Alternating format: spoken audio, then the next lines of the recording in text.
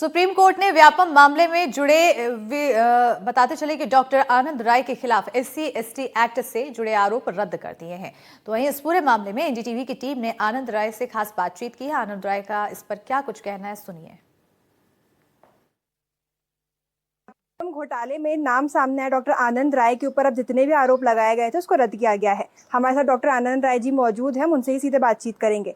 Sir, जाति आधारित जो आरोप आपके ऊपर लगाए गए थे, काफी लंबा ड्यूरेशन था, ये काफी साल भी बीत चुके हैं, क्या पूरा मामला था? देखिए, एट्रोसिटी एक्ट का मामला है और ये मामला जो एक्टिविस्ट हैं उनको किस तरीके से सरकार के आगे नी डाउन किया जाए, किस तरीके से उनको झुकाया जाए, उसके लिए जो सख्त कानून बने हैं भारत में आदिवासी और दलितों की प्रताड़ना से बचाने के लिए, उन कानूनों का इस्तेमाल जो एक्टिविस्ट हैं उनके खिलाफ किया जा रहा है। और ये जो मामला है, इसमें रतलाम में बिरसा मुंडा जी की मूर्ति का अनावरण था, वहां पर एक प्लास्टिक की बोतल उछलकर किसी कांस्टेबल को लग गई थी और अननोन कहीं से आई थी हाईवे से। उस मामले में मेरे ऊपर एट्रोसिटी एक्ट के साथ साथ कई संगीन धाराओं में मुकदमा कायम किया गया था। उसमें 70 दिन से ज्यादा मुझे जेल रहना पड़ा और मेरी जो जमानत है उसका विरोध मतलब सॉलिसिटर जनरल ने किया उस समय जब हम एंटीसिपेटरी बेल वगैरह के लिए गए।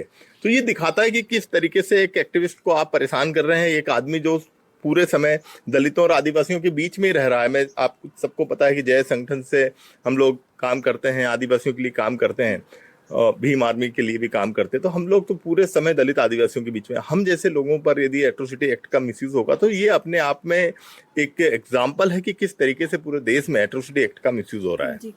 और ये पहला केस नहीं है एट्रोसिटी मेरे ऊपर 2-3 एट्रोसिटी केस दर्ज हैं। एक CM के OSD ने दर्ज करवाया था, एक ये है, और भी एक केस एट्रोसिटी का दर्ज हुआ था। तो मतलब जो सख्त कानून है, जैसे पॉस्को एक्ट है या विमेन्स के जो कानून बने हैं उनका मिसयूज हो रहा है।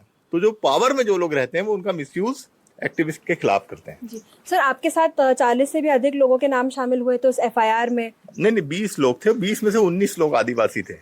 और आप बताइए कि 20 में से 19 आरोपी आदिवासी हैं और हम पे एट्रोसिटी एक्ट दर्ज हो गया, तो ये कैसे संभव है? तो ये दिखाता है कि किस तरीके से एट्रोसिटी एक्ट का मिसयूज हो रहा है। कोर्ट के फैसले को आपने कितने बार चैलेंज किया था? नहीं, ये तो क्या होता है कि नीचे हम चार्ज को चैलेंज करते हैं, पहले सेशन कोर्ट की बात, फिर हम हाई कोर्ट आए। तो हाई कोर्ट तक तो अभी सिस्टम उन्हीं का है, लगभग उन्हीं के द्वारा अनुशंसित जज बैठे हुए हैं। तो ये जो मामला था, ये 2022 का ये मामला था जिसमें डॉक्टर आनंद राय का नाम शामिल था। इनके साथ कई लोगों का नाम भी शामिल किए गए थे, जिसके बाद ही इसके ऊपर एक्शन लिया गया था। तो वही अब इनका नाम इससे हटा दिया गया है, यानी अब उनके ऊपर किसी प्रकार के आरोप तय नहीं है। कैमरा सहयोगी लाला शहाबुद्दीन के साथ NDTV के लिए मैं तनुश्री देसाई।